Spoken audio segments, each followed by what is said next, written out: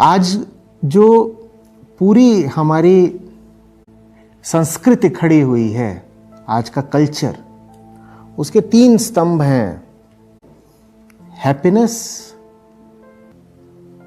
Consumption, motivation.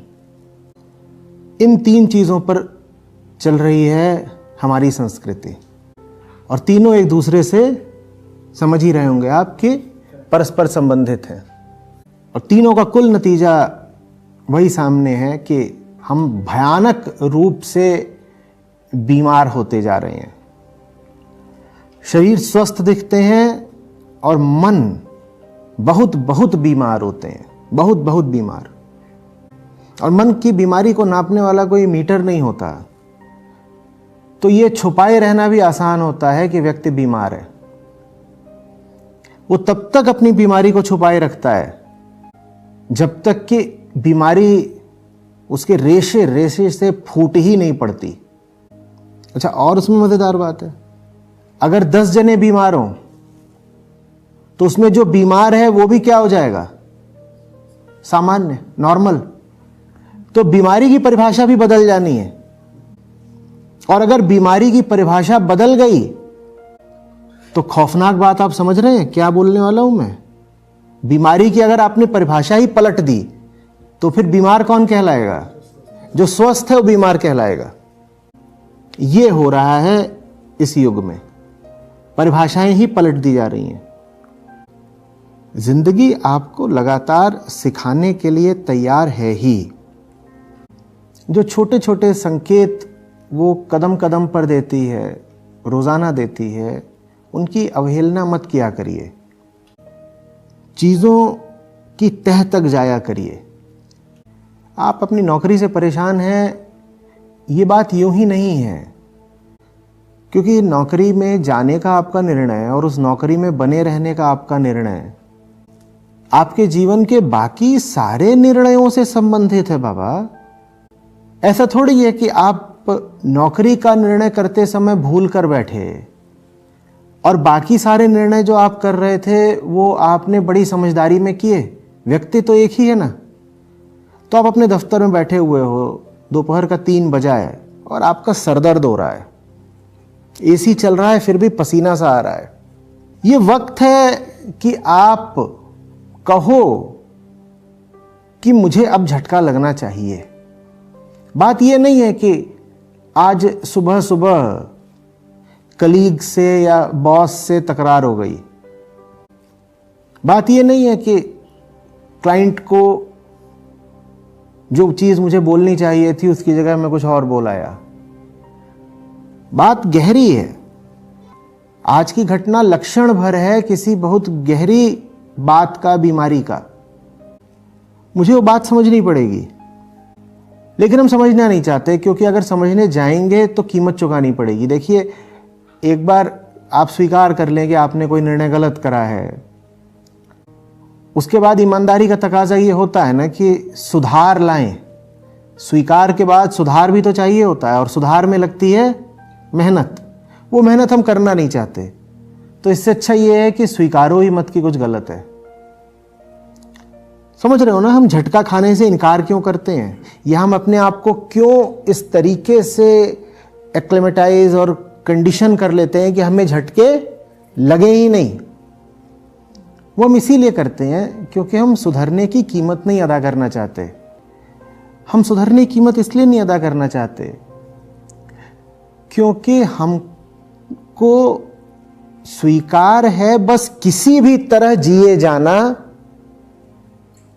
बजाय कि कीमत अदा करके एक ऊंचा जीवन जीना। भले ही उस ऊंचा जीवन जीने में शारीरिक तौर पर कष्ट होता हो। आपके पास ऊर्जा है, ऊर्जा संसाधन है, आपके पास बुद्धि है, बल है ना, सोच है, तमाम तरीके के आपके पास संसाधन है। मैं क्या करता हूं, समय सबसे बड़ा संसाधन है, धन संसाधन है, जो आपने मेहनत करी है वो सब आपका संसाधन है। उसका इस्तेमाल 2 तरीकों से हो सकता है, बल्कि 2 आयामों में हो सकता है। एक तो ये कि आप उसका इस्तेमाल करें चीजें जैसी चल रही हैं उनको लंबा खींचने में। जो जैसा चल रहा है वो चलता रहे, जैसा शरीर चल रहा है तो चलता रहे, मरे नहीं। रिश्ते चल रहे हैं, चलते रहे, मरे नहीं। व्यापार चल रहा है, चलता रहे, मरे नहीं। मेरी विचारधारा है कुछ, वो कायम रहे, उस पर कोई चोट ना पहुंचे, वो मरे नहीं। मेरी धारणाएं हैं, मेरी मान्यताएं हैं, वो चलती रहें, मरे नहीं। ठीक है। शारीरिक तल पर, मानसिक तल पर जो कुछ भी है वो यथास्थिति स्टेटस को बना रहे। एक तो ये तरीका है अपनी ऊर्जा को लगाने का। और दूसरी जो दिशा होती है, दूसरा जो आयाम होता है जिसमें लगाई जाती है ऊर्जा, वो ये है कि मैं बेहतर बनूं। मामला लंबा खींचे ना खींचे, मामला बेहतर होना चाहिए। अब जाहिर सी बात है कि जब आप इस दूसरे आयाम में अपनी ऊर्जा लगाओगे तो पहले वाले के लिए ऊर्जा कम हो जाएगी। बेहतर बनने में ऊर्जा लगाओगे तो वही ऊर्जा जो मिलनी चाहिए थी पुरानी चीज को चलाए रखने में, उसमें तो जाएगी नहीं। तो पुरानी चीज की उम्र कम हो जाएगी, पुरानी चीज को पोषण कम मिलेगा, पुरानी चीज टूटेगी, मिटेगी। वो हम करना नहीं चाहते। दो चीजें आड़े आ जाती हैं, ऊपर है मेहनत और नीचे है मोह। दोनों फंसा लेते हैं। नीचे वाले से मोह है, उसको छोड़ कैसे दें, और छोड़ भी दें तो ऊपर जाने के लिए लगेगी मेहनत। मोह छोड़ा नहीं जाता, मेहनत करी नहीं जाती। नतीजा जो जैसा चल रहा है चलने दो। और जीवन जब तुम्हें समझाने की कोशिश भी करे कि जो चल रहा है गलत चल रहा है, तो उसको अनदेखा अनसुना कर दो। और जीवन आपको कैसे समझाता है? झटका दे करके ही। तुम्हारी आंखें खराब हैं, जीवन तुम्हें कैसे समझाएगा? एक झटका ये देगा, कुछ देख रहे हो दिखाई नहीं देगा, लेकिन तुम अपने आपको बोल दोगे नहीं मुझे दिख रहा है, मुझे तो दिख रहा है। तो फिर जीवन ये करेगा कि आप चल रहे हो, सामने पत्थर है, दिखाई नहीं दी, आप गिरोगे, चोट लगेगी। जीवन ऐसे समझाता है, चोट दे देकर समझाता है। लेकिन आप उसके खिलाफ भी कोई व्यवस्था बना सकते हो कि मैं गिरूं ही ना, भले ही मेरी आंखें खराब हैं, पर फिर भी मैं कोई ऐसी टेक्नोलॉजी विकसित कर लूंगा कि खराब आंखों के साथ भी काम चलता रहे। गाड़ी इतनी बढ़िया है कि टायर में हवा नहीं है तो भी ड्राइवर को पता नहीं चल रहा गाड़ी चलती जा रही है। ड्राइवर का पहले का अनुभव था कोई रफ गाड़ी चलाने का, उसमें सड़क पर छोटी सी गिट्टी भी होती थी तो वो बिल्कुल पिछवाड़े में पता चलती थी। दूसरी गाड़ी मिल गई, वो इतनी बढ़िया है कि टायर में हवा कम है ज्यादा है पता ही नहीं चलता, एकदम स्मूथ। और ये असली वाकया है, मेरे ही साथ हुआ है। मैं नहीं चला रहा था पर गाड़ी मेरी थी।